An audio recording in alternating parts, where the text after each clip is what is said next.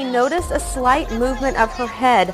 The girl was apparently pronounced dead 2 days earlier. This story is both hope-giving and heartbreaking. It's an extraordinary event that transpired in Zamboanga, Philippines, that continues to evoke profound reflections of faith, community, and the mysteries of life and death. A 3-year-old girl, after being declared clinically dead, rising from the dead due to severe fever, and astonished mourners at the funeral by exhibiting signs of life at her own funeral service. Now, this incident, while deeply emotional, offers timeless lessons for our journey, emphasizing the sovereignty of God, the strength of communal faith, the interplay between faith and medical understanding, and the resilience of hope amidst uncertainty. And finally, the transformational power of finding purpose in pain. Let's watch this. Welcome back. Oh, this story really shakes you up. So if you're a parent, burying a child is your absolute worst nightmare. But over in the Philippines, a true miracle happened to a toddler and her family. Local 15 web content specialist Taryn Reed is standing by this morning. And Taryn, there's actually video of this. Yes, there is, Pat. The 3-year-old girl was being prepared for burial when she began to move inside her coffin.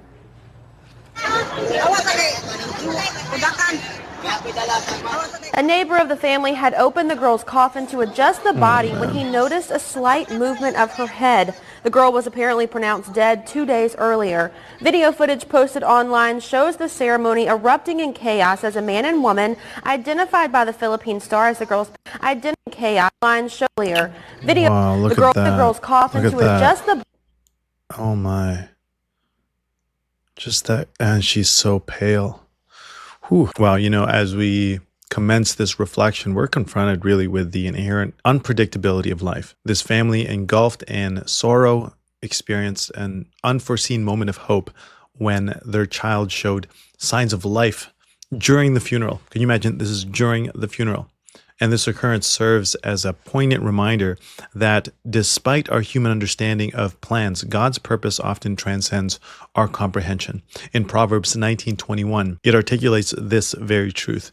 Many are the plans in a person's heart, but it is the Lord's purpose that prevails. This verse encourages us to trust in God's sovereignty, whether he gives life or takes life away, even when circumstances defy our expectations, even defy what we would conceive as to be true. Imagine Joseph going through that betrayal from his brothers, imprisonment, yet later recognized God's hand in his trial, stating that his brothers intended to harm him, but God intended it for good, to accomplish what was to be done for the saving of many. And this just shows how God orchestrates his plan and how his overarching plan can turn adverse situations into avenues for his purpose. And you see here the community coming together, shared faith. Everybody must have been in absolute shock. I'm sure everybody was in tears, everybody was praying. And during the funeral, imagine a neighbor noticing the child moving, and obviously prompting immediate action from the community, from the parents. You can see the father here grabbing the child, and thank God that the neighbor noticed that, right? Because in moments of distress, you know, it's important that somebody has our back, somebody is paying attention. The collective faith and responsiveness of the people around us can catalyze hope and intervention. Hebrews 10:24-25 reminds us that consider how we may spur one another towards love and good deeds, not giving up meeting together, but encouraging one another. Our shared faith and mutual encouragement fortify this, especially when faced with life's unforeseen challenges. And in the early church, you know, people were together and they had things in common. They had the strength, the support derived from a united community. And such unity not only provides comfort, but also fosters an environment where faith can flourish amidst trials. Let's finish off the rest of this reporting here, and we'll continue on to our third, fourth, and fifth point here. In the girl's coffin to adjust the body when he noticed a slight movement of her head. The girl was apparently pronounced dead 2 days earlier. Video footage posted online shows the ceremony erupting in chaos as a man and woman, identified by the Philippine Star as the girl's parents, pick her up out of the casket and wrap her in blankets. The police inspector told the paper he was not the proper authority to pronounce on a medical case, but did confirm the parents said the girl had, quote, severe fever for days, so they took her to a medical clinic on Friday, where she was pronounced dead early the next morning. After the funeral incident, the little girl was doing well enough to go home after some tests were done. Medical personnel will check on her condition in the coming days to make sure she is improving.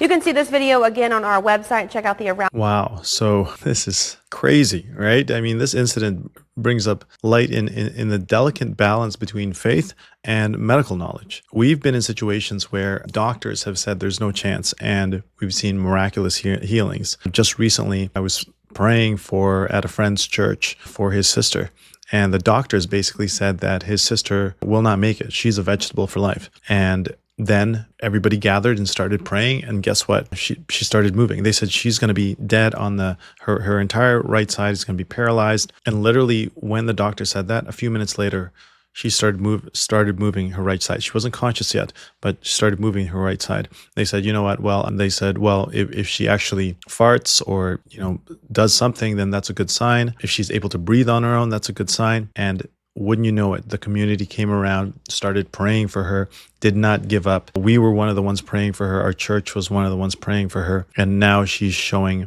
more signs. And the doctors were wrong, because God is the great physician. God is and always will have the ultimate say. This initial declaration of death was based on a medical assessment, yet subsequent signs of life introduced questions about limitations of human understanding, even if you're a PhD, even if you're a doctor. And I think we have an appeal to authority a lot of times where we think, well, if somebody's an expert, then they must be right. They must have the final say. No, my friends, God has the final say. God has the final say. And this calls for humility in our approach to life's mysteries, acknowledging that both faith and science have roles in our journey. Psalms 139:6 reflects this. Such knowledge is too wonderful for me, too lofty for me to attain. Embracing this humility allows us to navigate the complexities of life with grace and with wisdom. It was John Lennox that said, faith is not a leap in the dark. It's the exact opposite. It's a commitment based on evidence to the light. And this perspective encourages us to appreciate the contributions of science while also recognizing the profound mysteries that faith embraces, and that we can embrace hope amidst uncertainty. There's going to be times in our lives when we are not going to be certain, when we are not going to know. And the revival of the child infused the family and community with hope, with faith, with love. This teaches us the value of holding on to hope, regardless of how fleeting it may seem. Romans 12:12 encourages us to be joyful in hope, patient in affliction, faithful in prayer. I'll say that again. Be joyful in hope, patient in affliction, faithful in prayer. In our own lives, we may encounter situations where hope appears dim, but maintaining hopeful hearts can provide strength and resilience, not just for us, but for the community around us. And consider Apostle Paul's experience, what he went through. Despite facing numerous hardships, he remained steadfast. He said, we are hard-pressed on every side, but not crushed, perplexed, but not in despair. This is 2 Corinthians 4:8. I'll say that again because we need to have this ingrained in our hearts. We are hard-pressed on every side, but not crushed, perplexed, but not in despair. His unwavering hope amidst adversity serves as an inspiration for us to persevere through our own uncertainties. Because, friends, uncertainties will come. And, the truth of the matter is we can still find purpose in pain. Unfortunately, and ultimately, the child was declared deceased once more, leading the family to proceed with a second burial. And this must have been heartbreaking, having to go through this a second time. And while this outcome was heart-wrenching, the incident left a lasting impact on the community, prompting reflections of life, death, Jesus, God. It serves as a testament of how moments of pain can lead to deeper understanding and purpose and proximity to God. 2 Corinthians 1:4 reminds us that God comforts us in all our troubles so that we can comfort those in any trouble with the comfort we ourselves receive from God. You see, we're going through these trials. Perhaps we can help someone going through the trials that we can relate to in the future, and we become vessels of empathy and support for others. The purpose of life is to find meaning, and the greatest meaning is found in relationship with God and relationship with others. Our experiences, especially painful ones, can deepen our relationships and enhance our capacity to empathize with others and ultimately support those around us. This poignant event underscores the profound truth that Jesus can transform our deepest sorrow into sources of strength. He can turn a mess into a message, a test into a testimony, and pain into purpose. And as believers, we are more than conquerors through him who loved us. Let us continue to run the race with perseverance, keeping our eyes fixed on Jesus, the author and perfecter of our faith. Remember that in every trial and triumph, we are called to inspire faith with reason and reason with faith. I'm Vince Revo. God bless you.